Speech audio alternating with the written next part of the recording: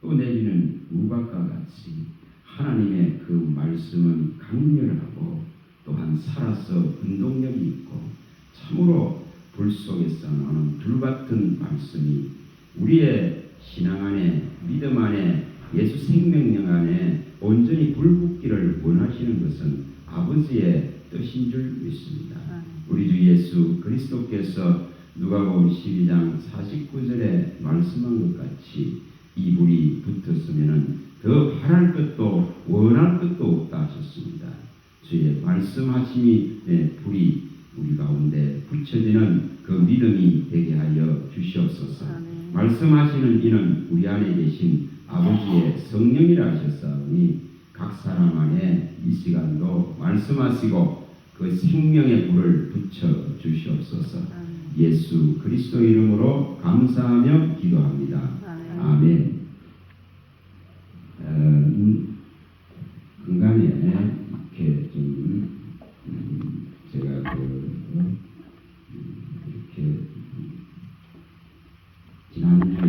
지난주에 이렇게 지난주에 생각하고 이렇게 나눴던 말씀들인데 이것을 한번 오늘 네 가지로 4시간이니까 4가지로 이렇게 나누어서 말씀을 좀 드리겠습니다.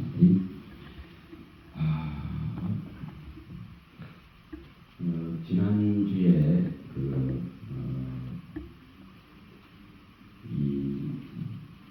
요즘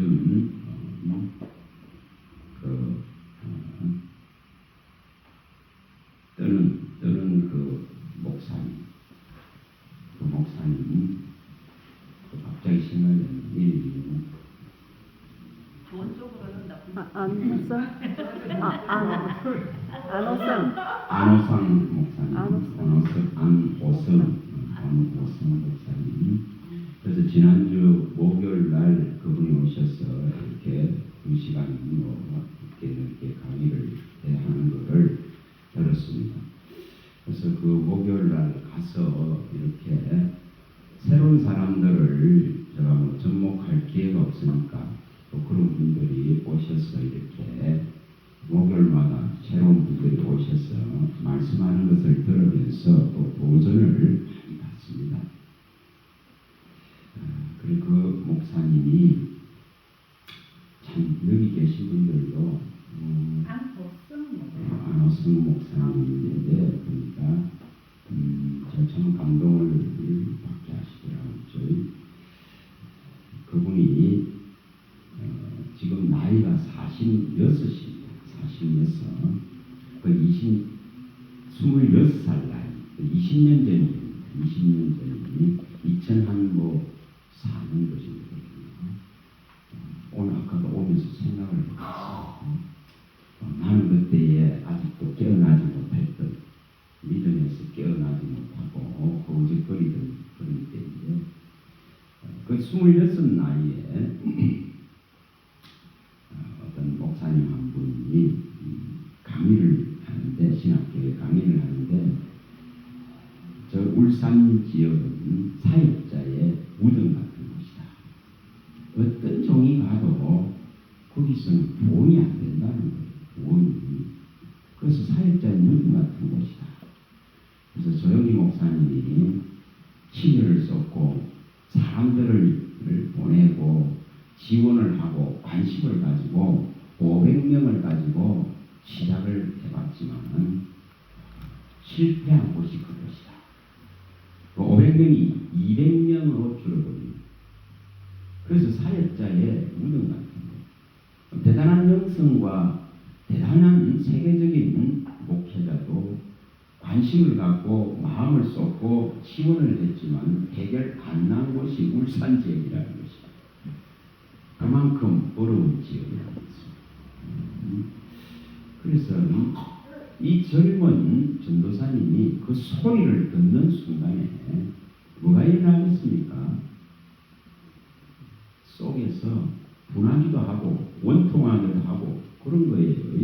아니 복음의 능력이 가는 곳에 어떻게 우상들이 어떤 우상이 지배한다 하더라도 어떤 어떤 우상 강한 것들이 있더라도 무너져야 하는데 억울하지 않아요? 분하잖아요. 그런 분한 마음들이 일어나면서 그 속에서 그 열정이 있잖아요. 열정이. 그 젊은 사람이 그 열정이 일어나는 거, 불붙는 열정이 일어나는 것입니다. 우리가 이런 부분들을 예수님은 왜 그렇게 말씀하실까? 정말 이 불이 붙기를 원합니다. 불이 붙기. 이 불만 붙어진다면은 바랄 것도 원할 것도 없는 것이 우리 주님이십니다. 문제는 이 불이 안 붙기 때문에 문제이죠. 불이 안 붙기 때문에 문제입니다. 이 불이 붙었다면 더 바랄 것이 없다고 말씀합니다. 그래서 이 불을 붙이러 오신 분이 예수님.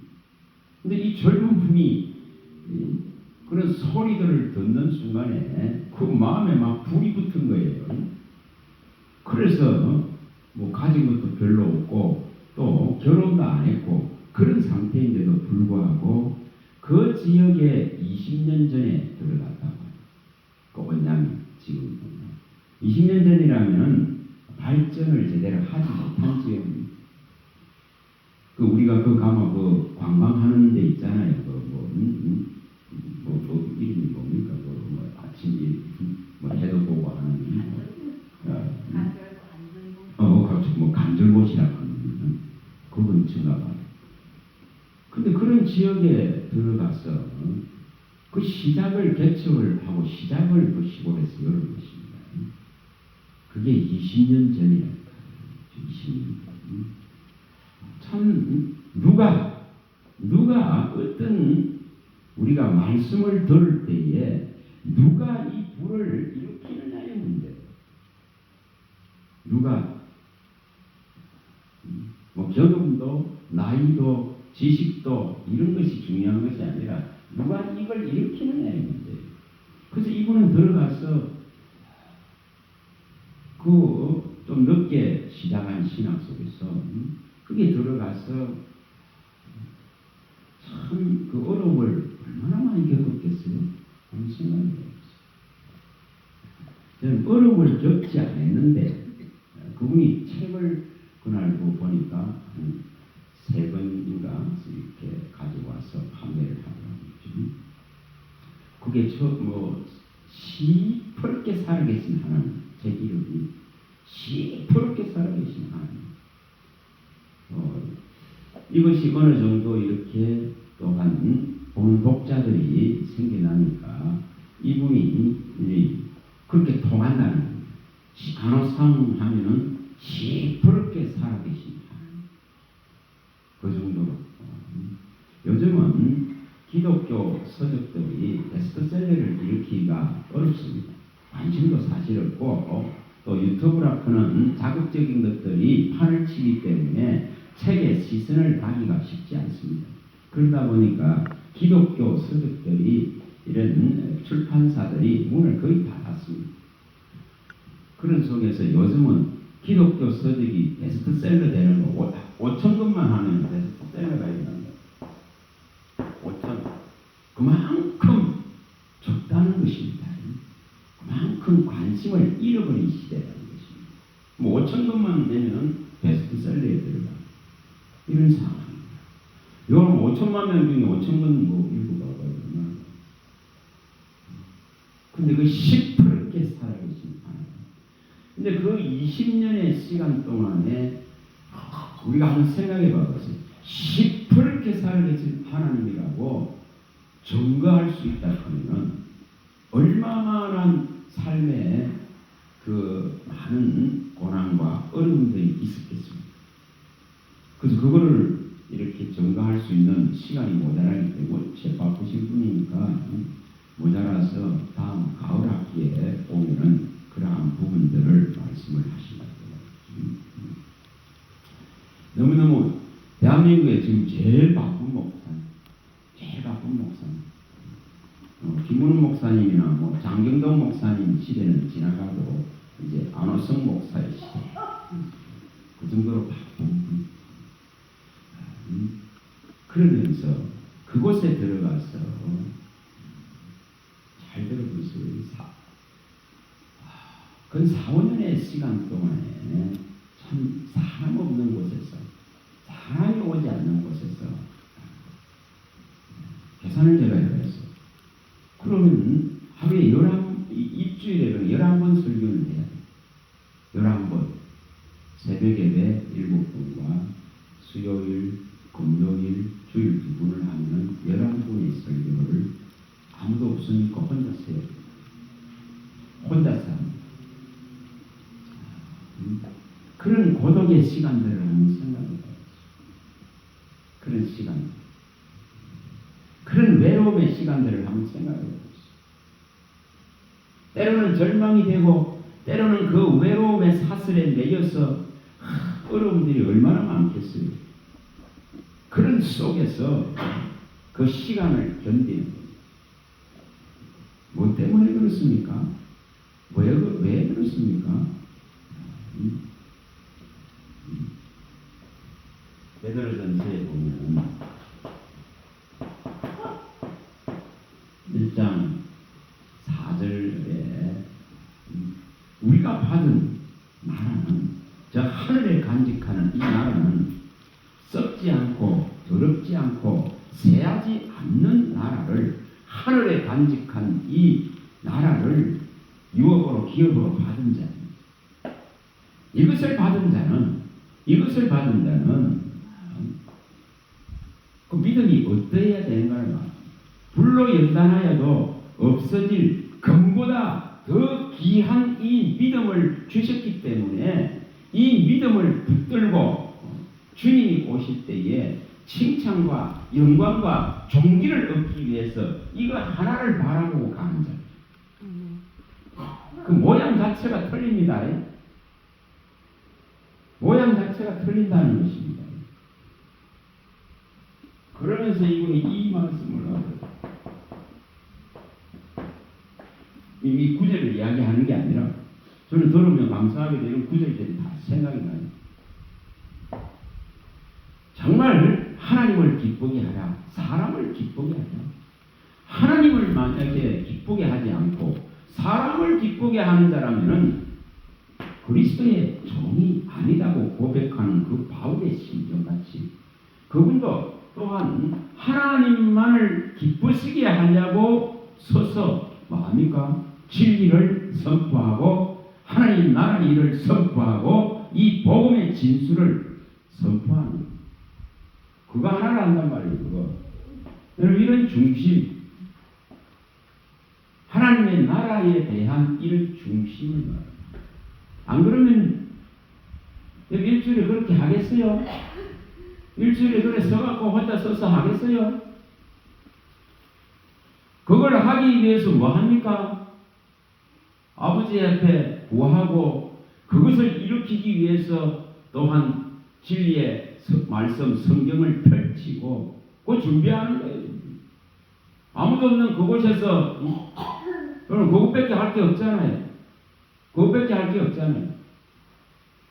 여러분 누구를 듣게 하는 그 이상으로 가장 먼저 이걸 누가 듣는다는 거죠? 하나님이 듣는다는 겁니다. 하나님. 그래서 내 귀에 들린 대로 시행하리라. 민수기 14장 28절에 내 귀에 들린 대로 시행하겠다 그는 그 하나님 앞에 하고 있는 거예요. 오늘 진리의 말씀을, 이 생명의 복음을, 이 놀랍고 놀라운 이 진리의 말씀을, 복음을, 하나님의 나라의 이 복음을 선포하는 데 있어가지고 여러분 이 중심들이 필요한 겁니다. 이 중심이 필요합니다. 결코 사람을 기쁘시게 하겠다 그는, 기쁘게 하겠다 이것이 아니라 하나님이 들으셨을 때에 하나님의 길을 흡족하게 할 수 있다는, 하나님의 마음을 흡족하게 할 수 있다는 그 종의 중심이 그렇대요. 제가 해석하는 거예요. 이런 중심을 가지고 거기 서서 그렇게 외치는 거예요. 아무도 없는 그 공간에 서서 외칩니다. 그는 하나님이 들으시고 이 지금 돌도 듣고 이 나무도 듣는 거예요. 누가 듣겠어? 돌이 듣는 거예요. 돌이 듣는다 했죠. 뭐를 이야기하느냐는 겁니다. 돌이 듣는다 했어. 이 돌들이 들었다 했어. 뭐 돌도 아브라함의 자손 만들 수 있습니다. 그래서 이분이 그렇게 하고 있으니까 여러분 밤에 그곳에 바다가 있으니까 죽으러 오는 사람, 자살하러 오는 사람들이 좀 외지에서 오는 거예요. 그럼 자살하러 온 사람이 이 시골에 불이 켜져 있을 때에 그 조그만 교회에 불이 켜져 있을 때에 뭐가 일어납니까? 어릴 때에 혹시나 다닌 사람들은 그게 기억날 것이고 어릴 때에 뭐 모르지만 초콜릿고 껌 하나 어둠으로 갔던 게 기억날 것이고 거기에 뭐 모르지만 앉아서 그 입술로 찬양했던 것이 기억날 것이고 그래서 그 자살하러 왔다가 그 불빛을 보고 찾아 들어와서 살아난 사람은 4명이요. 아무도 없는 공간 속에 설교하고 있고 아무도 없는 공간 속에 그 설교를 준비하고 하나님 앞에 기도하고 그런데 내 성도가 아니라 하나님의 자녀 될 사람을 그 죽음 앞에서 또한 구원받게 하시는 하나님이 보내주셔서 자살을 면한 자들이 있게 그럼 뭘 위해서 목회하는가가 증명되지 않습니까? 그래서 수도 아니고 사람 편에 서는 것도 아니고 사람을 기뻐쓰게 하는 것이 아니라 오직 하나님의 귀에 들려지 그게 진리의 선포자입니다. 그게 하나님을 기쁘시게 하는 거예요. 여러분은 무릎을 가지세요. 무릎을 가지시면 무엇으로 하나님의 은혜에 보답할 것이냐 이런 무릎을 가지세요. 무엇으로 하나님을 기쁘시게 할 것인가 에베소서 5장 10절에 무엇으로 하나님을 기쁘게 할 것인가 이런 물음을 가졌습니다. 또 우리가 잠언서에 25장 13절에 무엇을 가지고 하나님의 마음을 시원케 할 것인가 이런 물음을 가졌습니다. 무엇으로 하나님의 은혜에 보답하고 무엇으로 하나님을 기쁘시게 하고 무엇으로 하나님의 마음을 시원케 할 것인가 흡족케 할 것인가 이런 물음을 가진다는 것입니다. 여러분 그런 인내가 있었기 때문에 그가 거기서 선포하던 것이 20년이라 하는 시간 속에서 이루어져 나가는 것입니다. 20년의 그 시간 속에서 하나님은 반드시 하나님의 귀에 들린 대로 그 선포된 말씀대로 그 약속대로 시행하시는 것입니다. 이게 하루아침에 되는 게 아니죠.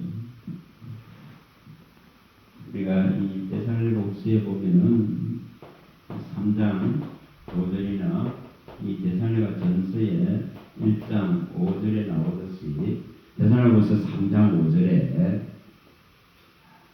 뭐라 했습니까? 너희 마음을 이 하나님의 사랑과 그리스도의 인내 안으로 들어가게 하라고.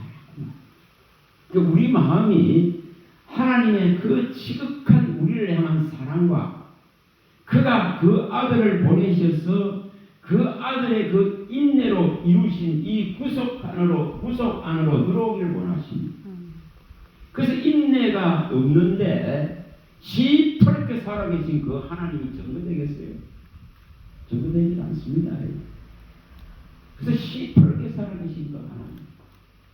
이것을 증거하고 증언하려고 그러면은 여러분 하나님의 나를 향하신 이 최고의 사랑의 결정체인 예수 그리스도의 그 고난의 인내를 우리가 알아야 되고 그 안으로 우리가 들어가야만이 이것을 표현해낼 수 있습니다. 그리고 이 데살로니가전서 1장 5절에도 밝히듯이 우리가 가지고 있는 이 복음, 우리가 가지고 있는 이 믿음은 그냥 말로만 이루어진 그런 것이 결코 아닙니다. 우리에게 찾아오신 성령과 그 성령으로 말미암아 일어난 놀라운 복음 안에 있는 이 능력과 그 다음 이것이 가져다주는 큰 확신이 들어와 있기 때문에 누구도 흔들 수 없는 이 믿음. 그래서 성령과 능력과 큰 확신으로 들어와 있는 이 믿음을 가지고 있기 때문에 인내할 수 있고 흔들리지 않을 수가 있습니다. 이것을 일으키는 겁니다. 그래서 이분이 20년의 시간 동안에 그렇게 그곳에서 1년이고 전심이겠죠. 이렇게 하는데 하나님께서 안 나타날까요?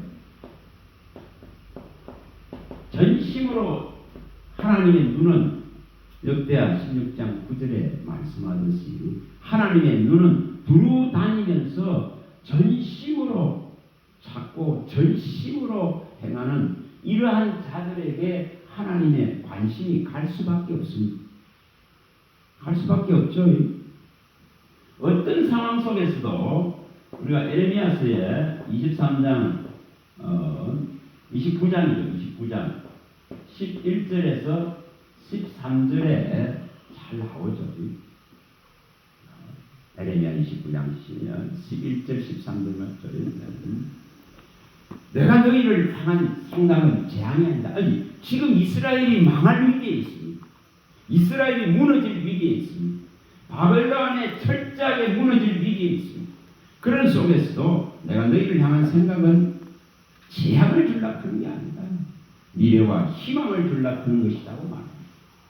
그리고 너희가 내가 나와서 부르짖고 기도하면은 나를 만날 것이다. 전심으로 온 마음을 다해서 찾는다면 반드시 만날 것이라 그런 약속을 합니다. 그게 뭔 속에서 이루어진다는 거죠? 재앙이 다가오는 속에서 이루어진다는 거예요. 또 고난이나 그런 것 속에서 이루어진다는 것입니다. 그래서 이런 것을 그분은 그러한 어려움들을 견디고 봤기 때문에 기회를 잡은 거예요. 기회를 잡은 거예요. 그래서 딱 20년 만에 교회의 이름을 바꿨다 하더라고요. 물맷돌 교회. 이렇게 2024년부터 물맷돌 교회라고 이렇게 이름을 바꿨다. 그래서 그분 이름 말합니다. 교단주의. 자기 속에는 그러한 것을 무너뜨려버리고 그런 것을 답해야 된다 그런 이런 열정이 내 교단, 네 교단 크면서 갈라지고 찢어지고 반목하고 싸우고 어떻게 하면 더 교단을 갖다가 세력화할 것이냐 그런 것들에 매이고 잡혀버린 그 사람 중심된 신앙 그런 걸 타파하고 그런 것을 무너뜨리려고 하는 이 속에서 그런 열정이 진정한 열정입니다. 또 이런 말씀을 합니다. 아무나 할 수 있는 말이 아니에요. 아무나 할 수 있는 말이 아닙니다. 정말 예배의 중요성이 지금은 무너지고 예배가 지금은 사람 중심이 되어지고 지금 예배는 음향시설이나 조명이나 이런 데 많은 투자를 하고 미디어나 이런 것에 많은 투자를 하고 그러한 것들을 동원시켜가지고 감정과 감성들이 자극되는 그런 육적인 예배 속에 많이 지금 흘러가고 있습니다. 그런데 이분은 그런 상황들이 느껴지고 딱 느껴지면 그 자리에서 예배를 그냥 중단시킵니다. 그냥 중단시킵니다. 그 전부 다 꺼버리게 합니다. 다 꺼버리고 육성으로 그냥 보혈 찬송을 갖다가 그냥 그것만 부르면 안 됩니다. 예배가 그렇지. 그러면 그 보혈 찬송을 부르게 되면 눈물을 흘리고 회개가 일어난다. 또 여기 예배의 공간 안에 하나님 중심이 안 되어지고 사람 중심이 되어져서 이 예배의 공간이 마음이 다른 곳에 뺏기고 흐트러지고 그런 문제들을 야기시킬 때에 일어나서 또 예배가 중단다. 일어나서 이 나 같은 것이 무엇이기에 하나님의 예배를 훼손한가 하고 100번이고 200번이고 복창한다. 참 대단한 그 근위가 있는 거예요. 근위가. 예를 들어서 어디 청빙이 되어 가서 만약에 그래 한다 하면 목자님 참 안 그러겠어요? 안수집사나 장로들이나 권사들이 들고 올라와서 목자라 그래요. 내보내겠죠. 정말. 근데 이분은 여기서 제가 생각해 봤어요. 개척을 하고 그 중심 하나가 바로 서 있기 때문에 한 사람 한 사람이 왔을 때에 예배의 그 중요성들을 갖다가 알리고 말해왔기 때문에 많은 사람이 모여서 이제 그러한 예배의 중요성이 희석되어지고 이 시선들이 하나님께로 향하지 않을 때에 그런 담대한 말을 던질 수 있습니다. 시퍼렇게 살아계신 하나님 앞에 있는데 예배가 사람 중심이 되고 감정과 감성 중심이 되어지고 시선이 하나님께로 안 간다 이 말이에요. 그런 것에 대해서 단호하게 거절한다는 것이에요. 정말 우리가 이런 것을 일으키려고 하면은 우리 안에 진리에 대한 불붙음이 없으면 어렵습니다. 진리에 대한 확고부동한 흔들림이 없어야 이것이 가능하지. 안 그러면 이분같이 이렇게 할 수 있을까? 할 수 있을까? 제 나름대로 저 그걸 들었고 생각을 합니다. 우리가 디도스에도 2장 14절에서 15절에 보면은 이 불의한 자를 위해서 정말 우리를 정결케 하고 깨끗게 하려고 신이 그리스도가 내어주심을 통해서 이루는 이 복음의 진리 이거 하나를 전달을 할 때에 모든 근위로서 모든 하나님이 주신 종의 근위 하나님이 주신 근위로서 근면한다는 것이죠. 그러니까 이 시선이 하나님께로 고정되지 않으면은 예배를 중단시킵니다. 시선이 하나님께로 가야 되는데 엉뚱한 데로 가 있다. 그러니까 참 담대한 종이다. 그리고 하나님이 주신 그 놀라운 근위가 있는 거예요. 그럼 그 근위를 세울 정도가 되면은 어느 정도로 준비를 했는가 그런 것이 나와요. 이사야 44장 26절에 종의 말을 세워주세요. 그럼 그런 준비가 됐기 때문에 그게 가능한 거죠. 하나님 종의 말을 세워주시고 종이 이 세우는 이 계획을 성취해달라 하는 이러한 청들이 올라갔기 때문에 그러한 근위가 주어진다 이 말입니다. 종의 말이 설 수 있다 이 말입니다. 이 원리는 우리가 사무엘상에 나오는 이 원리와 같죠. 사무엘상 3장 19절에서 21절에 잘 나오지 않습니까? 사무엘을 하나님이 나시르로 그 한나가 드리고 나니까 이 지금 어린 나이 때부터 이제 하나님의 그 소리를 음성을 듣고는 종이 듣겠나이다 하고 나갔을 때에 하나님의 그 말씀하심이 사무엘에게 말씀하심이 하나도 뭐였든 땅에 떨어지지 아니했다고 말합니다. 그리고 또한 하나님은 지속적으로 계속적으로 사무엘에게 뭐를 나타냅니까? 하나님의 말씀을 나타냈다고 말합니다. 하나님은 하나님의 말씀으로 사무엘에게 나타냈다. 그러니 사무엘에게 뭐가 주어집니까? 그 건의가 주어집니다. 사무엘의 끓에 던지는 그 말이 곧 하나님의 명령이 되어지고 하나님의 진리가 되어지기 때문에 그 말이 서는 것입니다. 이것이 이루어지는 것입니다. 이렇게 되려 그러면은 이 젊은 분이 이렇게 하나님께 시선을 그 오랜 시간 동안 하나님께 시선을 고정하고 하나님을 바라봤기 때문에 마침내 뭐가 일어났다는 것은 합격이 됐다 이 말이죠. 창세기에 잘 일어나죠. 우리가 창세기 24장 14절에서 여기 한 20절이니까 이런 데 나오는 내용대로 이삭을 바치고 나니까 이제야 네가 나를 경외하는 줄 알았다고 하나님이 인정해버립니다. 그러니까 이제는 하나님의 그 언약과 약속을 너와 네 후손들을 통해서 다 이룰 것에 대한 확정적인 답들을 받게 됩니다. 그와 같은 거죠.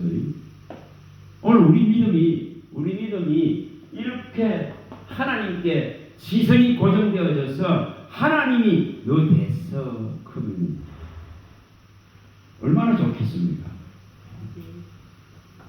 그렇게 되어지면은 우리 앞에 진짜 맞설 자가 한 사람도 없습니다. 맞설 수가 없습니다. 맞설 수가 있을 수가 없죠. 만군의 여호와의 이름이 나가는데 누가 맞서겠습니까? 우리가 여호수아서에 보면은 여기 잘 나옵니다. 여호수아서 21장 43절에서 45절에 잘 나옵니다.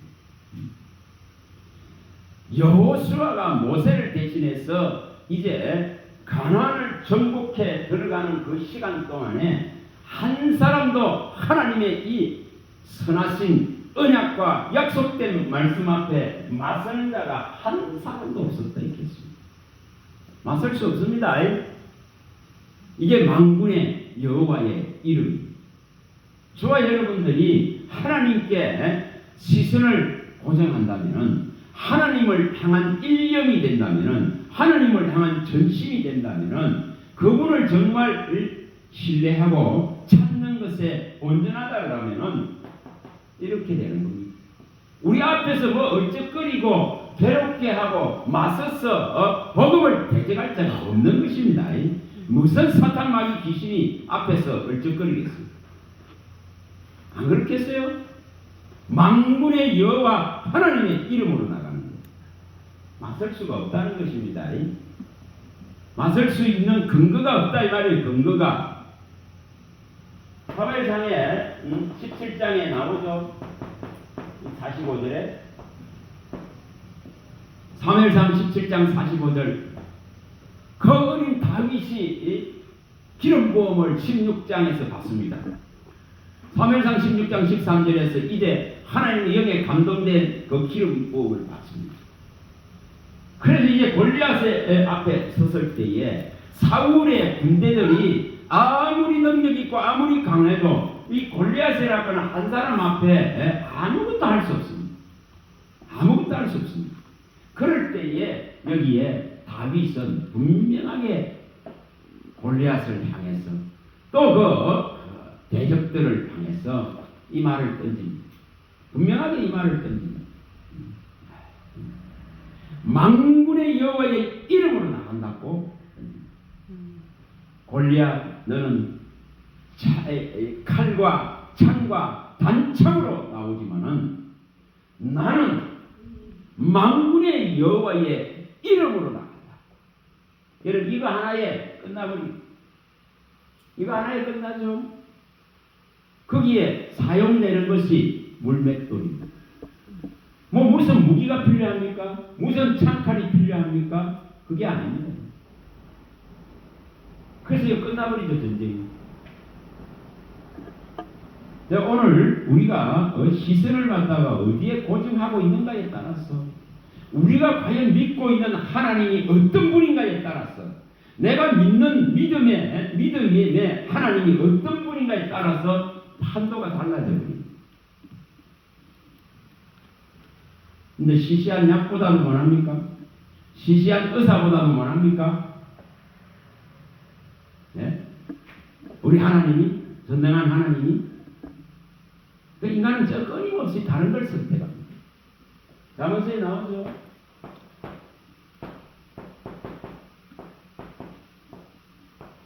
잠언서 21장 30절에서 31절에 보면은 인간이 가지고 있는 지혜, 인간이 가지고 있는 모략, 인간이 가지고 있는 이런 방식들, 인간이 가지고 있는 수단들, 이런 것이 하나님 앞에 무용합니다. 무용합니다. 사람이 가지고 있는 지혜와 모략들이 무용합니다. 하나님을 결코 당할 수 없습니다. 그래서 전쟁을 위하여서 마병을 준비하지만은 이기면 오직 여호와께 있다고 말합니다. 사람이 가지고 있는 칼이 필요한 것이 아니고 사람이 가지고 있는 지혜와 모략이 필요한 것이 아닙니다. 그것으로 여호와 하나님을 당할 수 없더라 이 말입니다. 근데 이거 하나를 우리가 신앙 가운데 정말 이렇게 해야 되는데 제가 한번 이게 또 생각을 해봤어. 대단한 세상의 철학과 사상의 대한민국의 세계적인 대가 같은 도울 김용옥이 같은 사람. 그가 아무리 지혜가 뛰어나고, 그가 아무리 사상이 뛰어나고, 그가 아무리 철학이 뛰어나고, 그가 아무리 논리적이고 이론적이라 하더라도 하나님 앞에 무능합니다. 인간의 가장 지혜롭다는 것이 하나님 앞에 가장 하나님의 미련한 것보다도 못하다 했습니다. 그런데 뭐 그거 하나님을 향해 삿대질하죠. 어제도 늦게 일을 마치고 들어가는데 걸어서 저쪽에 만들게 가서 걸어서 이렇게 집으로 가려고 하는데 그게 천주교단이었어요. 그게 몰아붙이는 아닙니까? 요즘 아까 뭐 그렇게 천주교 가봐보세요. 지금 몰아붙이는 않겠어요? 아시는 분? 그렇죠.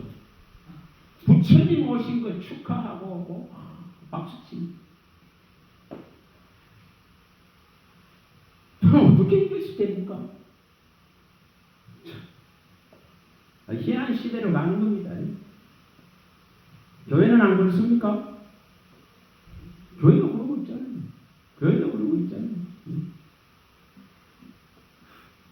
여러분 철저하게 계명을 무시하는, 철저하게 계명을 지금 무너뜨리고, 출애굽기 20장에 나오는 1장, 출애굽기 여기 20장 1절에서 8절이죠.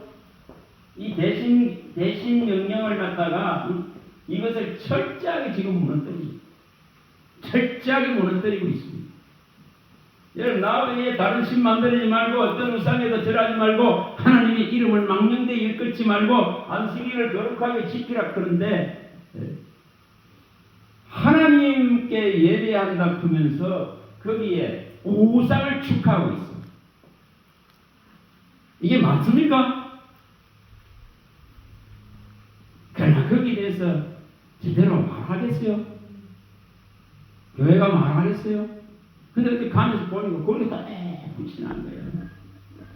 이러고 있는 시대에 여러분, 미국에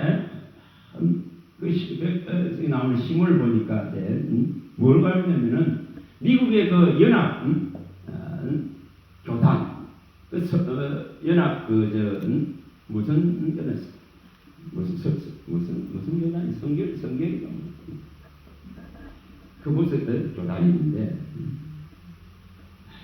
그 교단 침례인가 봐요. 침례.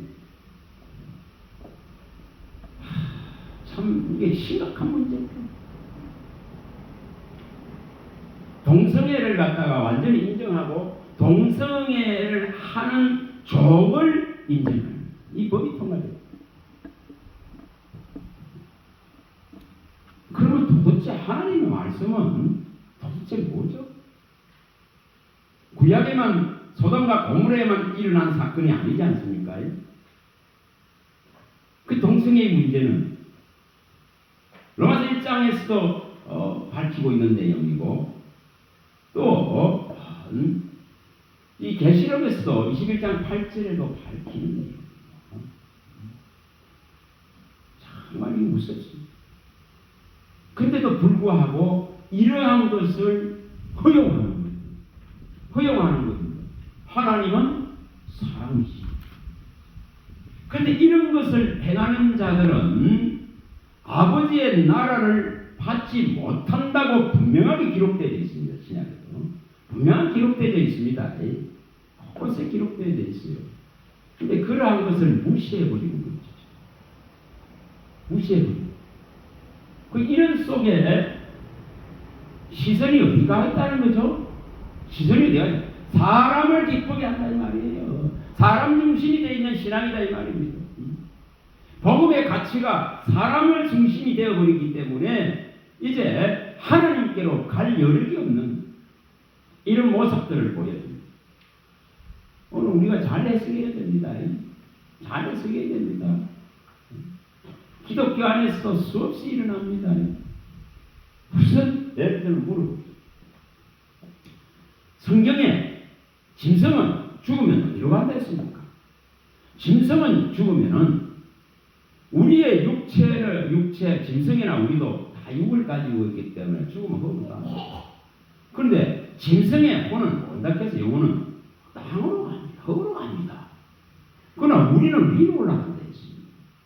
그런데 짐승의 구원을 위한 예배를 개설하고 있는 도대체 누구를 위한 거죠? 교회가 이루고 있습니다. 얼마나 혼탁해지고 얼마나 혼미해지고 얼마나 혼잡해지는지 얼마나 이 지금 불순한 것들이 섞여지는지를 분명하게 보여줍니다.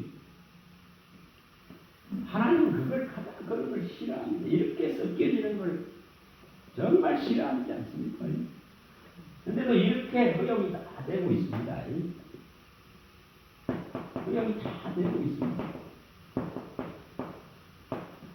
종자도 같이 섞지 말라 했는데 밭에 두 종자를 심지 말라 했는데 이렇게 섞어버리고 희석되어져 버리고 이 문제가 얼마나 심각합니까? 분명히 돌도 갖다 이게 점으로 찍지도 말라 했는데 이 말씀에 온갖 것들을 미화시키고 섞어서 혼잡하게 혼미하게 억지로 갖다 대서 풀어버리는 하나님은 사랑이시고 인자하신 분이고 자비하신 분이고 긍휼하신 분이니까 동성애 하는 자들도 인정하고 허용하고 그들도 받아들이는 게 맞다 이렇게 됩니다. 그럼 도대체 하나님 말씀의 경계성이 완전하게 무너져 버린다 이 말이에요. 경계 자체가 무너져 버리는 시대입니다. 진리가 희미해져 버린다. 오늘 우리 시선이 어떻게 해야 되는 겁니까? 정말 무서운 시대입니다. 무서운 시대. 이렇게 변질되는 시대. 그런 시대 속에 저도 기도하는 하나 중에 하나님 정말 진리를 외치는 종들이 곳곳에서 들불처럼 번지고 일어나게 하셨어요. 그런데 거기에 그 젊은 그 46분 그분을 보니까 그 중심이 있는 거예요. 그런 분들이 일어나야 됩니다. 그런 분들이 정말 다시 한번 이렇게 무너져 있는 것을 다시 한번 세울 수 있는 그 외침들이 일어나야 됩니다. 다시 한번 중수하고 세울 수 있어야 됩니다. 중수하고 보수하고 세울 수 있어야 됩니다. 역대에 무너진 이 신앙의 기초들을 다시 한번 세울 수 있어야 됩니다. 보수하고 중수하고 세울 수 있는 그런 종들이 일어나기를 구해요. 여기서 그런 한 사람이 나오길 바랍니다.